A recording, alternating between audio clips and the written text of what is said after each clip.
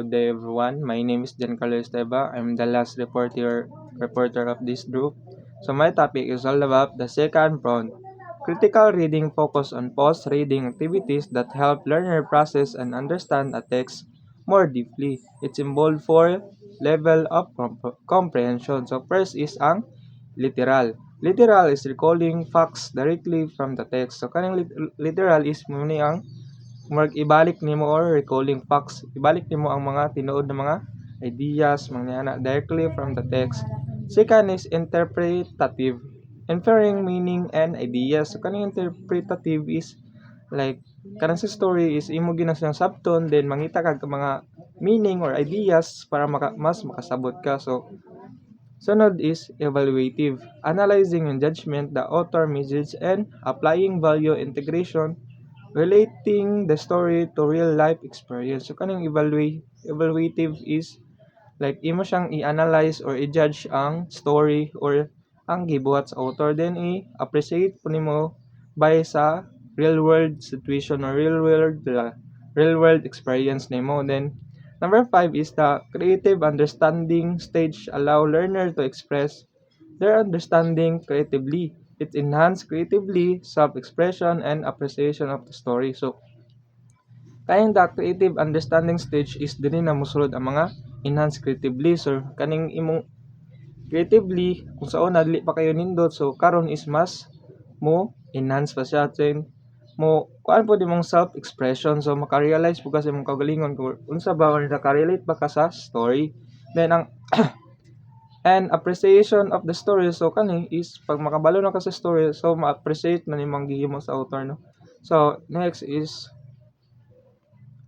third prompt, mastery of the structure of the language, develop learner grammar, speaking, and listening skills through teaching, guided discussion, and practice of grammatical patterns. So, kaning third prompt is dili na mosulod ang mastery of structure. Dapat makabalo ka aning mga structure, example is kaning grammar, speaking, and listening skills. So, kung makabalo na ka ani is kaya na nimo siya kaya na ka makasabot sa story, makahimo na kag story, og maka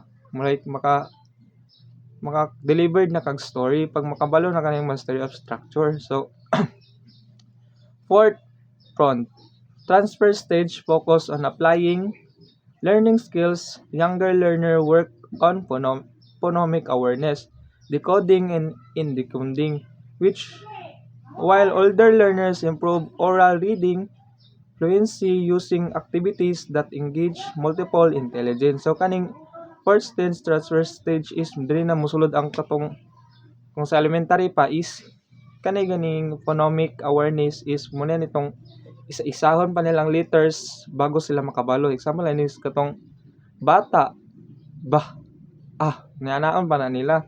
So diri na mosulod ng mga teachers sa elementary para i-guide lang sila.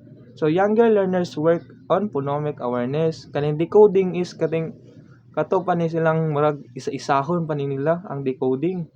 While older learners improve oral reading fluency using activity engaging multiple.